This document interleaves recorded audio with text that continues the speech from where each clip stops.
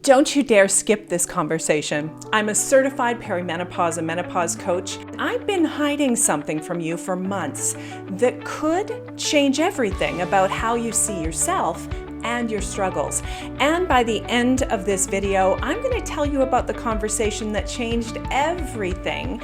The one that made me realize that I wasn't just fighting biology, I was fighting something much bigger. Plus, I'll share the plot twist that nobody saw coming, including me, and why it made me a better coach than any textbook or course ever could. Here's the thing. I'm not going to give you another why GLPs work video because honestly, you can Google that while you're raiding the fridge at 2 a.m. like I used to. What we really need is someone to call out the toxic shame that is literally preventing women from getting the life-changing help that they need. And honestly, I am done being part of this problem because what I'm about to share with you, it may make you angry. It may trigger a whole bunch of different emotions for you. It could make you cry, but it definitely is going to make you think twice about the judgments that you're carrying, even about yourself. Hey there, I'm Leslie, and if we haven't met yet, I'm here in the trenches with you, helping women of a more interesting age navigate this wild ride from perimenopause through postmenopause. And by wild ride, I mean figuring out which pants still fit after the hormonal bloat hits, and why we're all of a sudden crying at dog food commercials.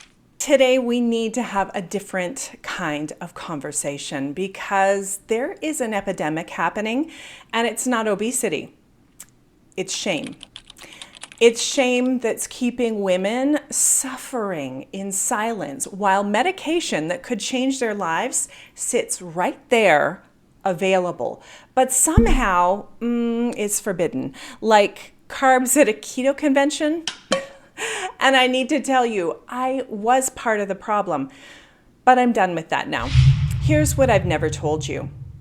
A year and a half ago, my nurse practitioner looked at me, and I am someone who tracks macros religiously. I lift weights, I walk daily, I get my cardio in, I count my protein, I eat whole nutrient-dense foods. I do all the right things. And she knows that. And she said to me, Leslie, you are struggling.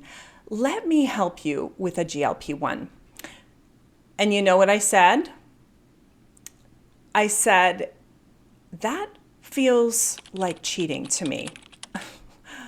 And so for another year and a half, I struggled some more. I literally called a medication cheating because apparently I thought there were weight loss police handing out citations for using medical intervention. I was terrified of being stuck on it forever. I was terrified of what people would think.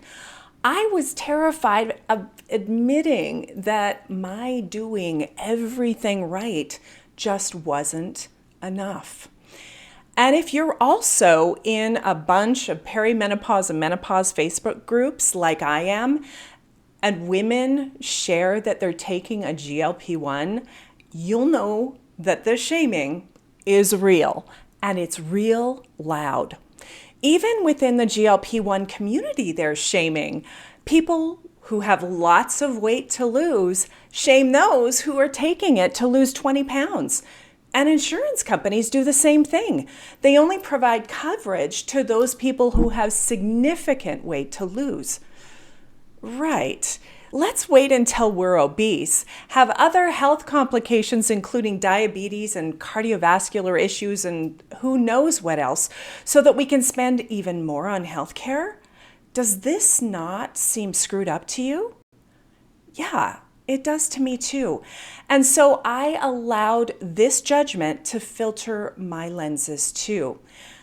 Spoiler alert, pride makes terrible life decisions. But here's what I didn't expect. And I'm going to tell you about this in just a minute because the real transformation wasn't physical. But here's what no one prepared me for. You know what finally broke me? The screaming food noise, the incessant cravings. I could be good for days. Perfect macros, perfect workouts, perfect everything. But then day 5, day 6 would hit, and it would be like my brain would hijack my body. It was like having a toddler inside my head screaming, "Ah, cookies," at the most inconvenient times. Well, who am I kidding? How about always? The obsession, the constant mental chatter about food, the planning, the restricting, the inevitable binge, the shame spiral, and repeat. Rinse and repeat, except the rinse was tears and the repeat was self-loathing. I was able to lose the first 20 pounds on my own, but the final 20 pounds, it was just on rinse and repeat too. But let me tell you just how obsessive this food noise was with a story that's so fresh and embarrassing, I am questioning whether I should even share it. This past weekend, literally, this just happened. We're celebrating Father's Day with my family and my partner's family. His son and his girlfriend went to Japan about 6 months ago and bought us this gorgeous box of world-renowned Japanese chocolates. You know the kind. The ones that cost more per piece than most people spend on lunch. So we're all sitting around the fire pit having this lovely family gathering when someone, not me by the way, reveals that I had hoovered up the entire box of chocolates, entire box, in one afternoon. Not one piece shared with anyone else in the house. The silence was deafening. And not the good kind. More like, did Leslie just eat a month's worth of fancy chocolates in 4 hours? Kind of silence. And that, my friends, is what food obsession looks like in real life. And I've said this before in my other videos, if you know, you know. Not just thinking about food, but having the complete inability to have something special in the house without it consuming your thoughts until it's consumed. Which is why what happened next on my GLP-1 journey was so revolutionary. The food noise just stopped. Not gradually, not partially. It just went quiet. And for the first time in decades, I discovered what normal eating actually feels like. I could have food in my house and not even think about it. Revolutionary, right? Like having chocolates in the pantry and forgetting it exists. Witchcraft. I could eat when I was hungry and stop when I was full. Apparently, these are things that normal people do regularly. Who knew? And speaking of unexpected, wait until I tell you about how I accidentally became more qualified to help other women. This mental freedom was unlike anything I have ever experienced. And I'm one of those people that has one meal and immediately I'm thinking about my next. I truly can't remember a time where this wasn't a thing for me. But perimenopause, it amplified these cravings and intensified the relentless, I have to have it now, food desperation. And this fixation to eat high-calorie junk foods, not just a little, but until the package was empty in one sitting. And if I was able to tap into any willpower, not to empty the bag completely, all I could think about was eating that package until it was totally empty, to the point of destructive preoccupation. Nearly 40 pounds of preoccupation. The secret conversations that changed everything. But here's what really opened my eyes. As I started interviewing perimenopausal women, story after story, quietly, and I truly mean quietly, poured out. Successful, intelligent, accomplished women whispering about their GLP-1 journeys, like they were confessing to a crime. Please don't tell anyone I told you this, but like we were discussing national secrets instead of healthcare. I'm so embarrassed, but it saved my life. I know people will think I took the easy way out, and that's when I realized we are not just fighting our biology. We are fighting a culture that would rather see us suffer than succeed with help, because apparently struggling is more virtuous than thriving. Make it make sense for me. Plot twist, I became the student. So here's where the story gets interesting and honestly, again, a little embarrassing. After I started my GLP-1 journey and experienced this life-changing shift, I thought, I really need to understand this better. So I went and I got my GLP-1 lifestyle integration coaching certification because apparently I like to do things backwards. Start with the medication and then do a deep dive to learn all about the nuances and how I can optimize results. It's kind of like taking swimming lessons after I've already jumped into the deep end. Turns out sometimes you do learn faster when you're already in the water. But you know what I discovered? The certification taught me the science, but it didn't teach me about the real experience. And more importantly, it showed me how many women are getting zero support. They get handed a prescription, just like I did, and told, eat more protein and drink more water. That's it. That's the whole support system. It's like getting a Ferrari and being told, you need to put gas in it sometimes. I wanted to be able to offer women credible help to women who deserve so much more than good luck, figure it out. And I wanted to be able to help them make sustainable lifestyle changes to help them optimize their health and transition successfully off those medications if they choose, without losing muscle and regaining the weight. The double standard that's killing our self-worth. Let me ask you something. Do we shame diabetics for taking insulin? Do we shame women for taking blood pressure medication when stress and hormones send their numbers soaring? Do we whisper about women taking antidepressants when their brain chemistry shifts during perimenopause? So why? Why do we treat women seeking help for metabolic dysfunction like moral failures? It's like we are supposed to suffer our way to health. Kind of medieval, don't you think?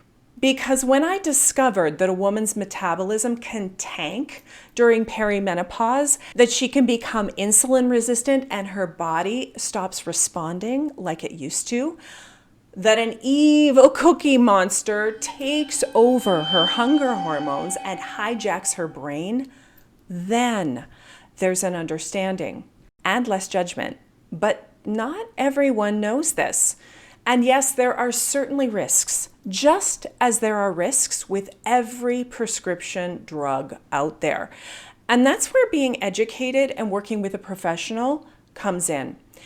And I'm done. I am done pretending that suffering in silence is somehow more virtuous than getting help. I am done watching brilliant women torture themselves because they're afraid of judgment. I am done with the martyrdom Olympics. Nobody is handing out medals for most miserable while trying to lose weight in menopause. What my certification actually taught me. As a newly certified specialist, I can tell you all about the GLP-1 mechanisms, dosing protocols, and side effect management. But you know what the curriculum didn't cover? the shame spiral that happens when you realize you need help, or when you share with others that you're taking a GLP-1. The humbling realization that sometimes life experience teaches you more than any certification can. Turns out living it hits differently than studying it.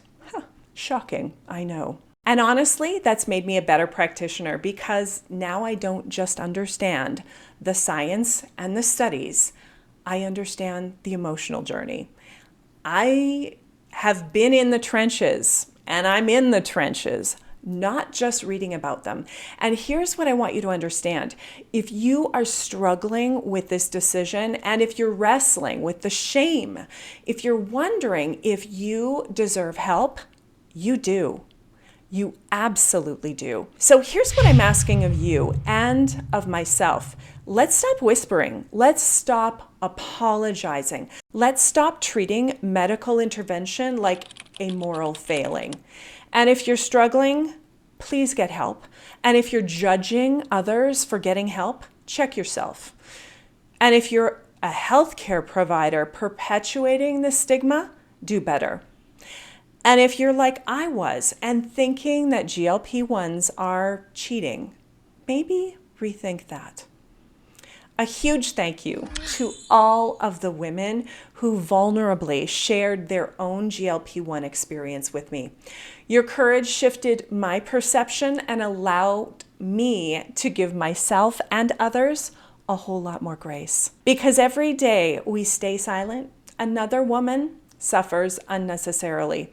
Every day we perpetuate this shame, we're complicit in keeping women from life-changing treatment. And I refuse to be complicit anymore.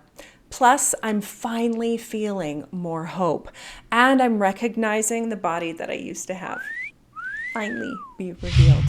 Now it's your turn. I want to hear from you in the comments. Have you experienced the stigma? Are you struggling with the shame? Or maybe you're ready to finally share your own story. And if you want to dive deeper into the real, unfiltered truth about GLP-1s and perimenopause through postmenopause with actual support, not just drink more water, make sure you're subscribed, because I am just getting started with this conversation. Remember, we are in this hormonal hurricane together, and there's no shame in grabbing an umbrella or a life raft or whatever metaphorical flotation device gets you through. I'll see you in the next video, beautiful.